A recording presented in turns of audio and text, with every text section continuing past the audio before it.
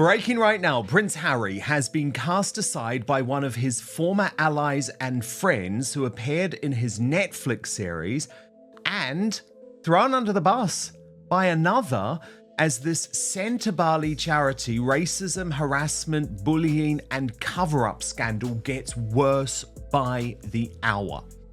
Now, central to this story is the treatment of the charity chief, a very wonderful woman called Dr. Sophie Chandoka, by Meghan Markle.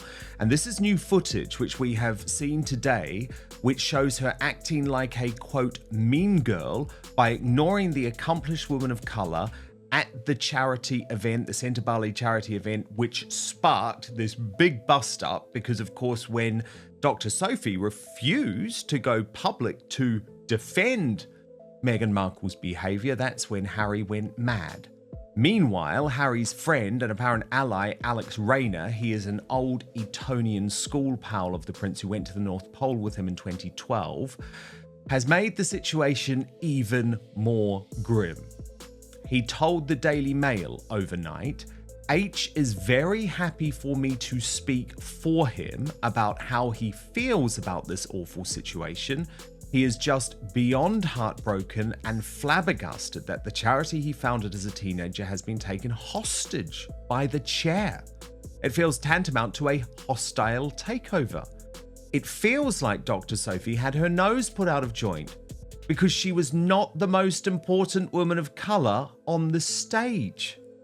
There is an undercurrent of stink here because Meghan showed up and it is coming from her.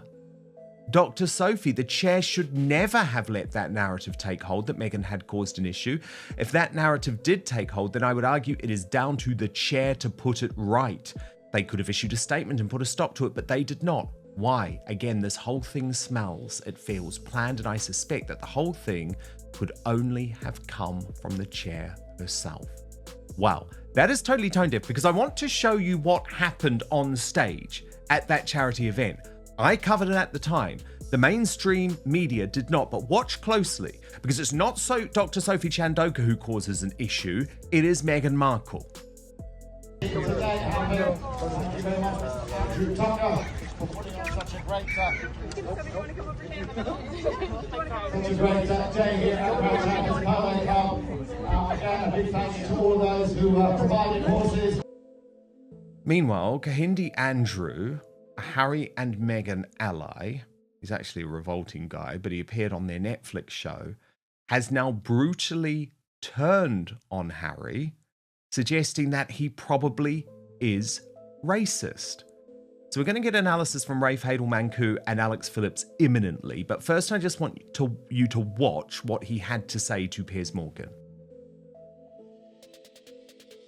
None of this is very good, is it?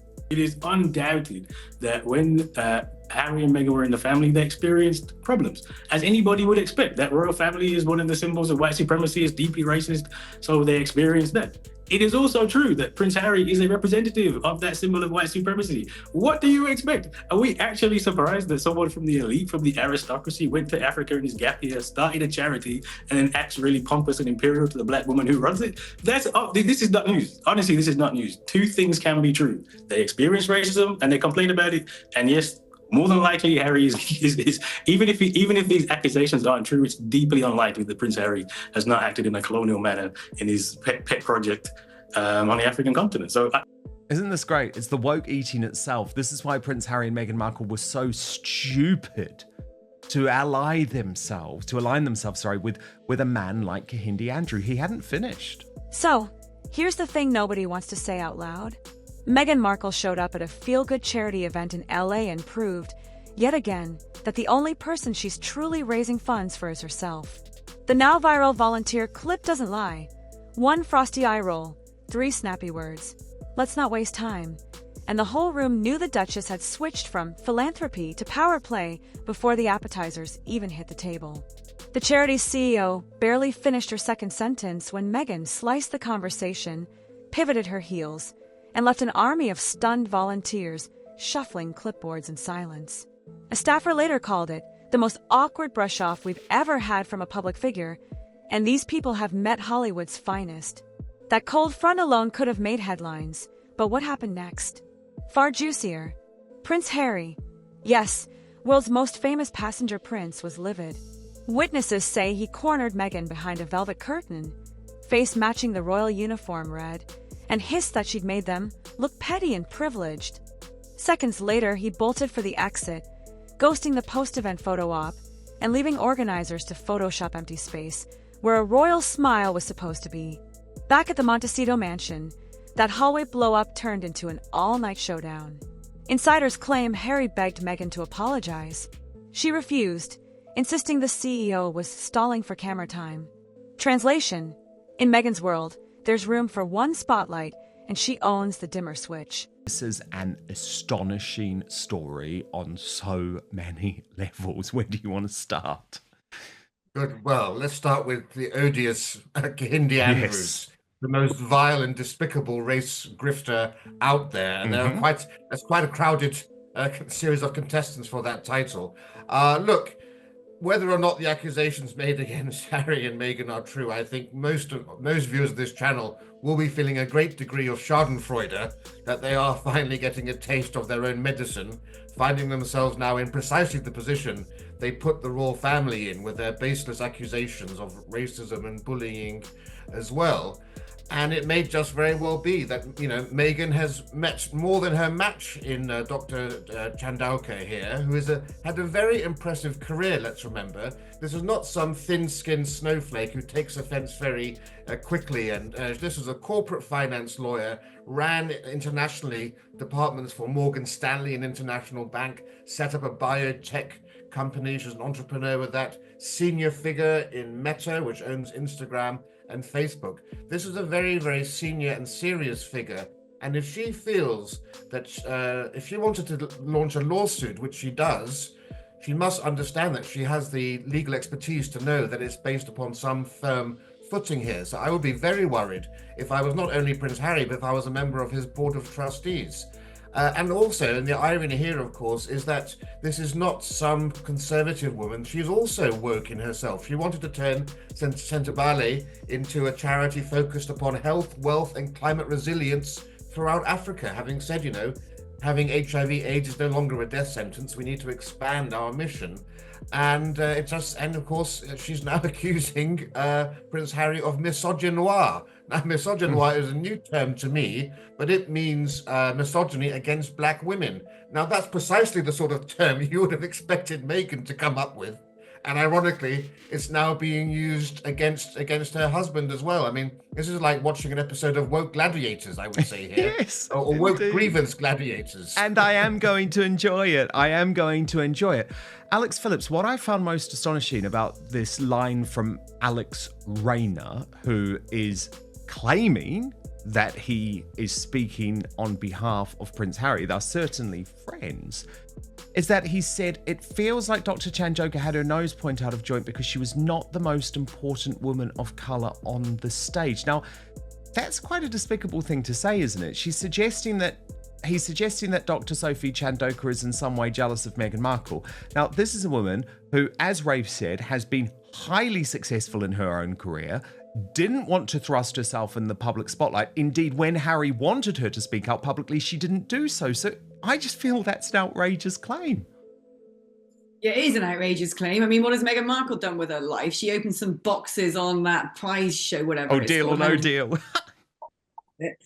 Dressed like a slapper, and she was in a pretty low-grade rubbish American sitcom, and then she, you know, pursued Harry doggedly because she's so desperate to be connected to somebody of celebrity status, so desperate to play the part of a royal. And then what's she done? She's just lounging around in Montecito, cooking rubbish food for Netflix, failing in all of her projects. So, you know, she's a bit low grade in my opinion.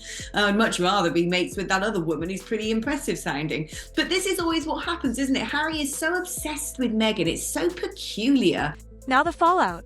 Board members of a charity, Harry's longtime old guard buddies, are whispering about reputational landmines and legal headaches. Enter Dr. Sophie Chandauka, the no-nonsense corporate lawyer who actually runs the mission on the ground. She's reportedly lawyering up, alleging bullying, misogynoir, and a full-blown cover-up orchestrated by the prince himself. That's right, The woke terms Meghan once weaponized are now aimed straight at her husband. Karma arrives wearing a bespoke suit. Remember those palace bullying allegations that mysteriously never saw daylight? Former staff called Meghan dictator duchess in heels. Add this fresh clip to the pile, same attitude, different venue. Even Harry's most devoted defenders can't spin the footage. One Montecito neighbor joked, "I've seen warmer vibes at a DMV counter." Meanwhile, the Sussex brand is hemorrhaging credibility faster than Meghan can reheat her pineapple hack. Netflix project stalled, podcast deals dropped, sponsors circling the drain. And now the charity closest to Harry's heart is teetering because his wife can't stomach a 5-minute polite chat. Really sort of Oedipal and odd about that relationship. Meghan goes around pretending to be, the sort of second coming of Princess Diana, his mum. He goes, "Isn't she gorgeous? Isn't she just like my mum?" And it's like, well, don't stick your willy in her. That's really creepy. I can't sort of buy into this. Meghan is someone so sort of, super earthly and superhuman that we almost bow down at her feet. And the fact that he's allowed that to get in the way of his charitable work. This is a man who, as a young man, adored Africa, adored his visits there, was very proud of setting up these charities and these foundations. That really gave him purpose in life. And everyone applauded him for it. But now he's allowed his sort of sick obsession with his own wife and his sort of jumping on the woke bandwagon to completely destroy the only thing that he's ever achieved as well. But what I also thought was fascinating, Rafe, is Queer Lips of Truth, which is a post on X, or they posted on X, but they're doing some really good work at the moment on the whole royal thing.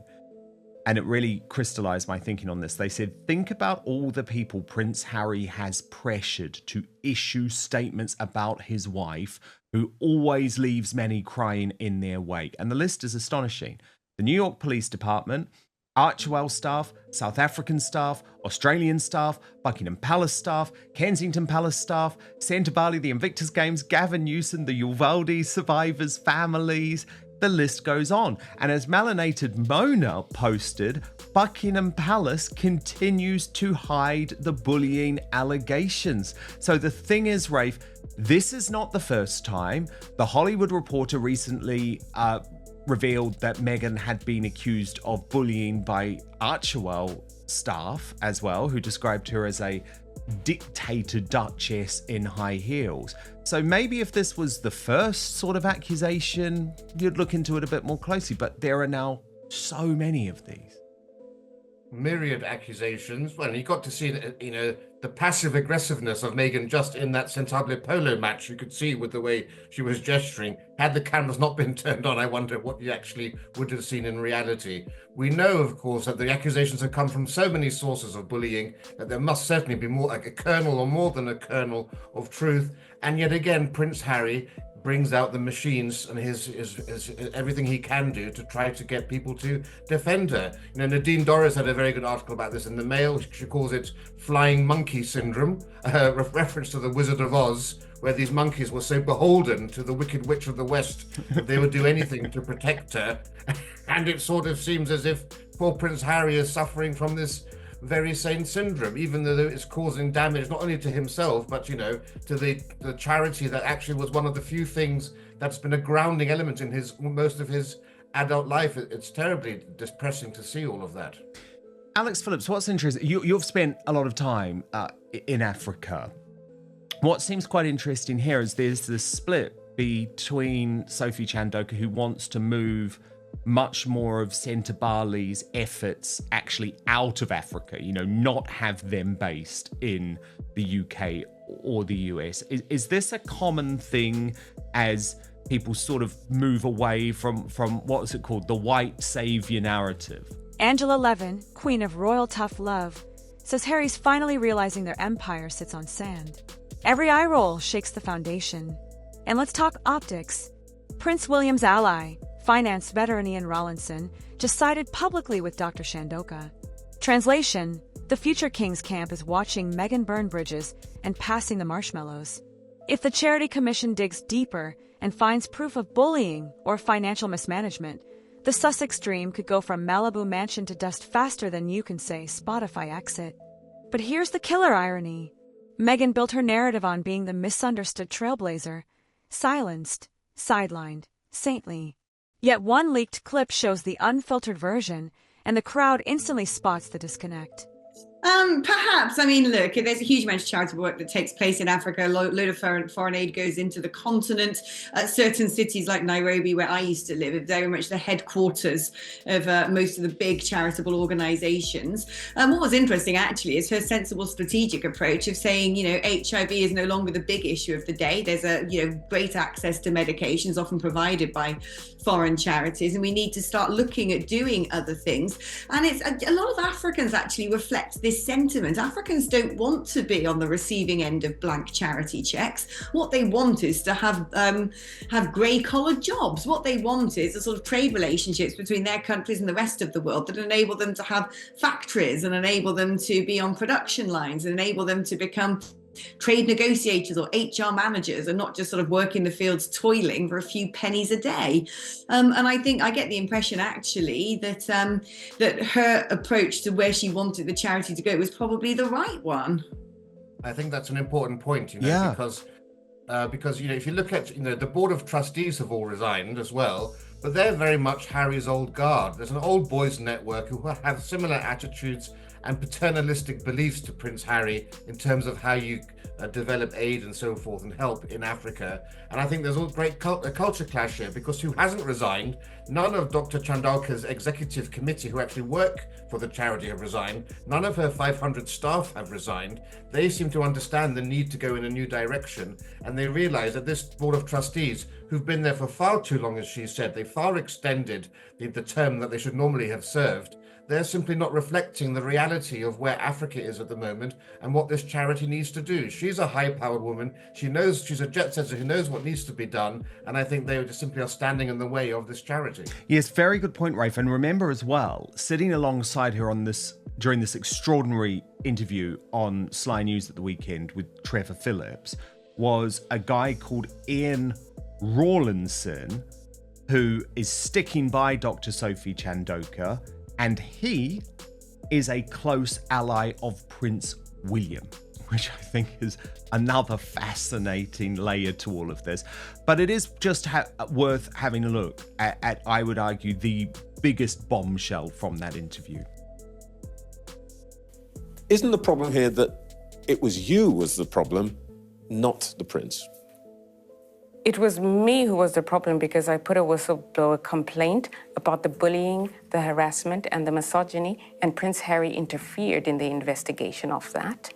And the senior independent director who should have taken care of it was the very same person who then delivered the news to me that I was going to be removed by the board. So it's a cover-up, and the prince is involved.